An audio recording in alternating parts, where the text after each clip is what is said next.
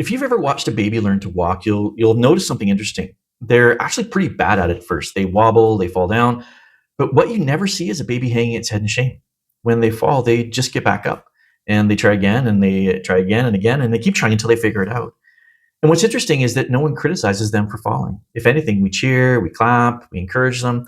What babies seem to understand and what we sometimes forget is that learning is often messy.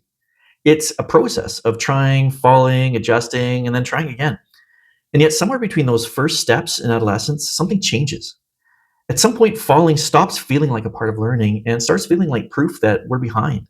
Instead of seeing struggles as normal, many kids begin to see it as evidence that they just don't measure up. Instead of effort being celebrated, if they can't do something right away, then they start to feel like a failure. So more students hesitate to start tasks, not because they don't know how, but because starting now comes with the risk of failing. And more kids start to feel worse about themselves, even when they're objectively doing okay. So they look for relief by switching, scrolling, or stepping away.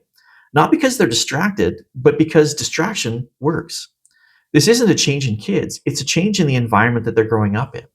And to understand what's happening, we have to start looking at how kids are learning to evaluate themselves.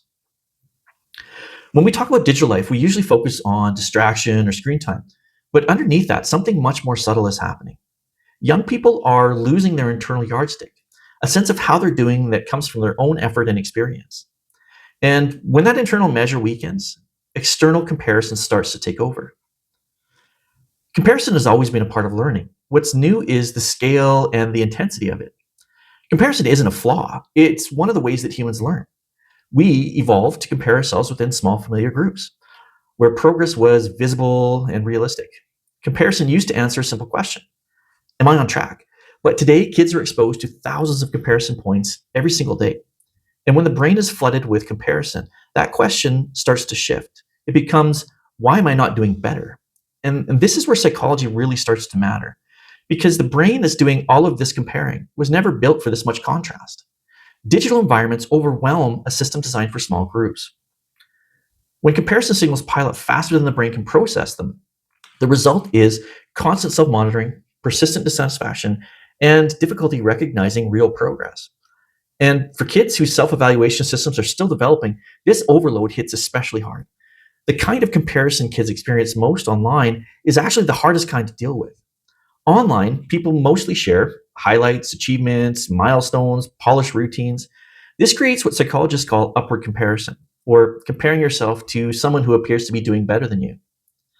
For adolescents whose brains are especially sensitive to social feedback, this can make normal learning feel like falling farther and farther behind. They're no longer comparing themselves to a few peers. They're comparing themselves to the best versions of everyone everywhere. And this isn't just happening by accident. Digital platforms quietly push comparison even further. Algorithms don't show typical lives, they show what grabs attention. Things like extreme success, perfect routines, ideal outcomes. Ordinary progress just doesn't perform very well, so it disappears from view. And when developing minds see mostly extremes, those extremes start to feel normal. When that happens, kids don't just feel behind others, they start to feel worse about themselves over time. Psychologists sometimes describe this using three versions of the self. There's the real self, who you are right now with your current skills and effort levels. There's the ideal self, who you'd like to become, maybe a little more confident or capable. And then there's the should self, who you feel you're supposed to be. And this is shaped by expectations from school, peers, parents, culture, and now the internet. Most of the time, these versions stay close enough to feel manageable. You can see progress, you can imagine growth without feeling overwhelmed. But digital comparison pulls them apart. The ideal self tends to stretch unrealistically far. The should self grows heavier and heavier, and the real learning self starts to feel smaller and smaller. That gap creates anxiety, shame, perfection, and exhaustion. This isn't low confidence, it's distorted measurement. Once measurement gets distorted, motivation to try, to put in effort, to take risks, to begin is usually the first thing to fall. Motivation depends on believing two things. First, that improvement is actually possible. And second, that effort matters. Constant comparison tends to weaken both of these. So kids hesitate. They avoid risk. They stop trying before they even begin. Not because they can't learn, but because learning no longer feels safe. And over time, the brain adapts to this environment. They start scanning for rank instead of growth, editing themselves before trying, measuring worth before effort. This isn't just an identity problem, it's a thinking habit shaped by repetition. And once we see that clearly, the solution shifts. We don't fix this by telling kids to just stop comparing. Comparison is automatic. We fix it by changing the environment that's teaching them how often to compare and what to compare themselves to. So, what does that actually look like for parents and teachers? First, we need to change the questions that we're asking. Instead of how did you do or what did you get, we could ask, what part got easier this time? Or what did you do when you got stuck? Or what do you understand now that you didn't before? These questions rebuild that internal yardstick. Next, we need to shift the benchmarks away from rank. Comparison becomes harmful when it's about who's best. It becomes helpful when it's about what changed. That means comparing kids to their own past performance. We could highlight improvement instead of position, and we can remind them that development isn't a race. Third, we need to make effort visible again. Digital spaces hide effort and spotlight outcome. So parents and teachers have to bring effort back into view. How do we do this? Well, we can narrate our own process. We can normalize our struggles, and we can let kids hear that learning is not linear. Fourth, we can reduce exposure to extreme reference points. Constant access to the top 1% of everything changes what normal feels like. That means curating feeds together, or unfollowing accounts that trigger constant inadequacy, talking openly about how selective online content really is. And this isn't about censorship, it's about teaching kids that not all input deserves equal weight. Finally, we need to rebuild spaces where it's safe to fail. Learning often requires mistakes, but comparison-heavy environments make mistakes feel public and permanent.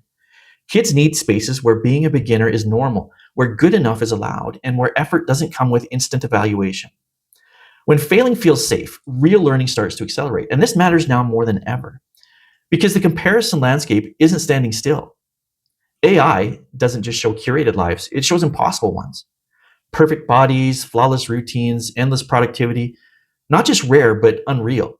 The risk isn't that kids believe these images are real, it's that repeated exposure quietly shifts what feels normal to them.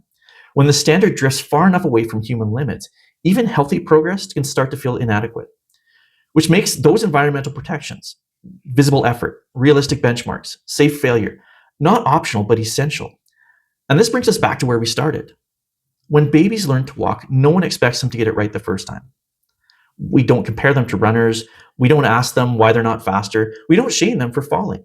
We understand that falling is a part of the process. Kids haven't changed.